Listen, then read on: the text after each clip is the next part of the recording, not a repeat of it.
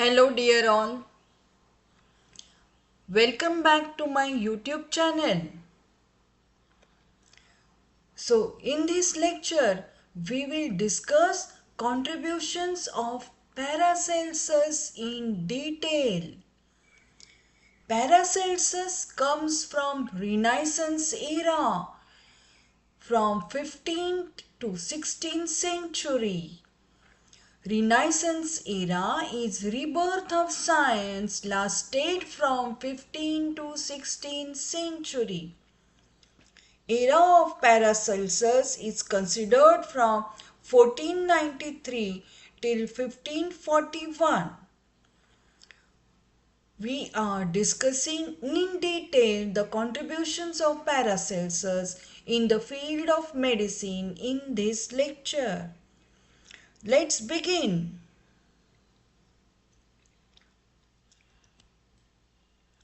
Paracelsus. The video will showcase you the groundbreaking work of Philippus Aurelius Theophrastus Bombastus von Hohen, very long name.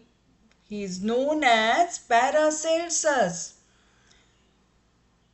He is a Swiss physician, alchemist, recognized as philosopher, theologian, pioneer of medical chemistry. It captures his role in reshaping the Renaissance medicine. Thus, a polymath having knowledge in various fields, a renowned German physician. Paracelsus is called as father of toxicology as well as father of anesthesia. Thus, this Swiss physician, alchemist, philosopher pioneered the use of chemistry in medicine. He gave clinical description of syphilis. He is also recognized as a theologian. This physician and alchemist established role of chemistry in medicine. He was born in Insedel in Switzerland. He was the only son of his father, who was a German doctor and chemist. Thus, Paracelsus has a strong inheritance from his father. His name was Theophrastus as a boy. He regarded himself greater than Aulus Cornelius Celsus, a renowned 1st century Roman medical writer. I have already discussed the contributions of Celsus in my video on Roman medicine. Don't forget to watch and study contributions of Celsus. Now coming back to Paracelsus, how he acquired the name Paracelsus. At this time, he is presumed to have begun using his name as Celsus, means above or beyond Celsus. He considered himself above Celsus's contributions. This is the statue of memorial in his Insedelen, the birthplace, which is monument is erected in 1941 on the occasion of 400th death anniversary of Paracelsus on the initiative of art historian Linus Berkler, first president of Swiss Paracelsus Society. Full name Philippus Aurelius Theophrastus Bombastus. He started studying medicine at the age of 16 at University of Basel. He traveled from 1574 to 1524. Between these years, he traveled extensively from Italy to France, Spain, Portugal, England, Germany, Poland, Russia, and even other small countries. He graduated from University of Vienna in 1510 and received doctoral degree in 1516 from University of Ferrara, Italy. He is considered as a polymath and acquired knowledge in various fields during his extensive travels.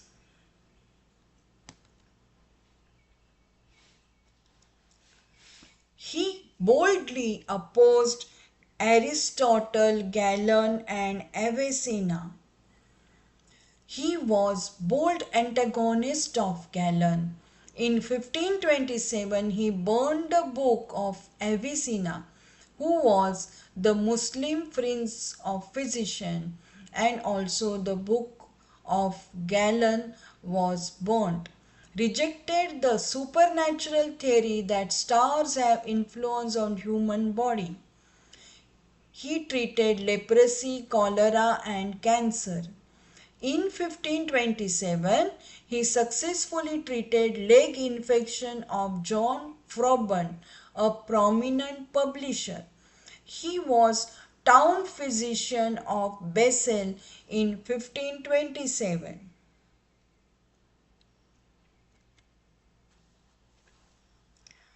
Paracelsus in later years believed metals were the key elements of the universe, controlled by God, the magician who created nature. He discarded the alchemist notion of changing base metals into gold. Thus, alchemists held the notion previously of changing base metals into gold. Thus, Paracelsus, his quotes are very famous. One of these quotes he describes, many have said of alchemy that it is for making of gold and silver. For me, such is not the aim, but to consider only what virtue and power may lie in medicines. So, as a physician, he had his vision that the medicines are important to treat the diseases. He wrote a book, Der großen Wunders Nie, great surgery book in 1536, and a clinical description of syphilis in 1530. This is the one of the pages of his famous book, Great Surgery Book. Paracelsus gave importance to individuality. He taught theory of individualization. One individual with a characteristic metabolism differs from another. Thus, Paracelsus has immense contributions on various concepts such as individuality, his use of single remedy. He knew the law of similars, the concept of doctrine of signature, which we found Dr. Hahnemann has included in the our homeopathy, a scientific healing system. Paracelsus considered there are four pillars of medicine: philosophy, astrology, alchemy, and virtue.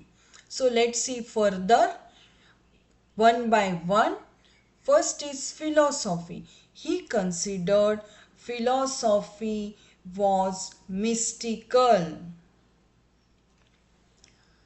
Second important is astrology. He considered astrology is based on the ancient theory of the macrocosm.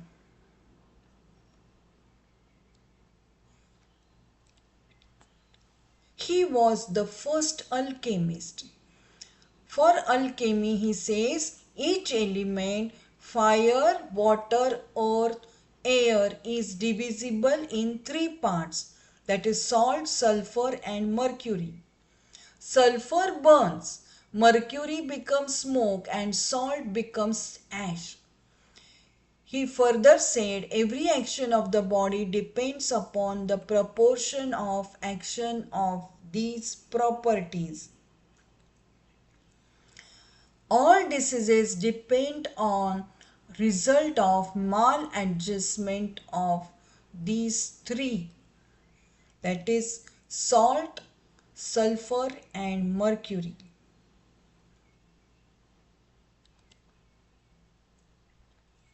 As alchemist, he stated that the aim of alchemist to separate poisons from food, and if it was not done, the poison was deposited on teeth. He gave the name of this deposit as tartar. For Paracelsus, poison is in everything and no thing is without poison. The dosage makes it either a poison or remedy. Now we consider virtue. So virtue consists of obedience to will of God as revealed in the workings of nature and the teachings of Christ. Thus the quote of Paracelsus, the art of healing comes from nature, not from the physician. Therefore, the physician must start from nature with an open mind. He emphasized the healing power of nature over physician's intervention. He rejected supernatural theories, particularly astrological influence on health. He was bold reformer also, as he publicly burned a text by Galen and Avicenna opposing the doctrines. So we already saw this quote of Paracelsus, the art of healing comes from nature, not from the physician. He stressed the healing of nature and raged against those methods of treating wounds such as padding with moss or dried dung. So this type of padding of wounds existed from quite a long time. He said if you prevent infection, nature will heal the wound all by herself. He wrote best clinical description of syphilis up to that time, mentioning that it could be successfully treated by mercury compounds taken internally.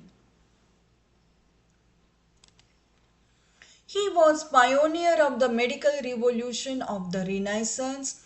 He taught concept of individualization, denied the principle of contraria and propagated which was propagated by Galen. He emphasized the principle of similia. Thus, I already said previously, the concept of individualization, the concept of the principle of similia, concept of doctrine of signature, single remedy were emphasized by Paracelsus. He put forth the concept of mysterium magnum, means all the pervading matrix of the metaphysical atmosphere affect our health in various ways.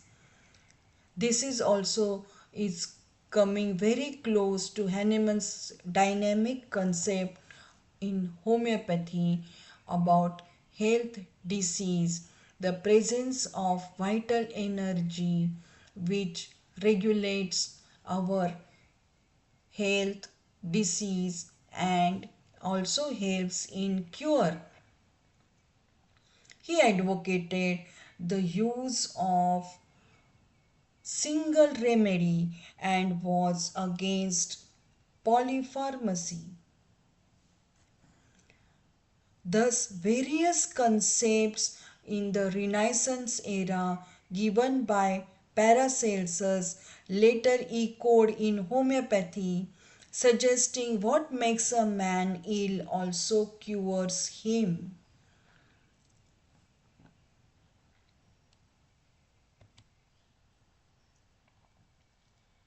He was the first to declare that if medicine given in small doses, what makes a man ill also cures him. He prepared and used new chemical remedies containing mercury, sulfur, iron, copper sulfate, uniting medicine with chemistry. He was a pioneer person who used various chemical compounds to treat diseases, thus has left a solid impact in the field of medicine by his fundamental concepts about medicine. He believed in doctrine of signature or similar means yellow remedy given for the treatment of jaundice. This view was revived by Rademacher and Hahnemann.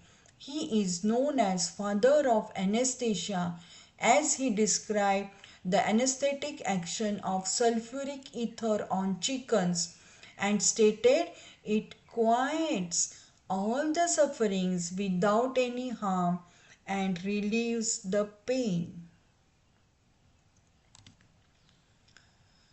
He was the first to connect goiter with minerals, especially lead in drinking water.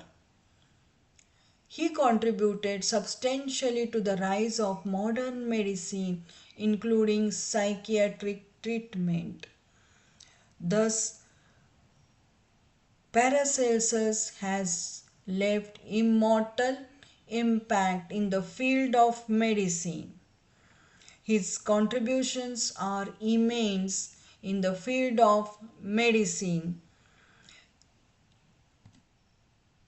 He was a Swiss physician, alchemist, theologian, and philosopher of Renaissance. This is how we recognize Paracelsus and also as a polymath, having vivid knowledge of various fields. Thank you very much. Do watch my other videos on History of Medicine series and Organon of Medicine.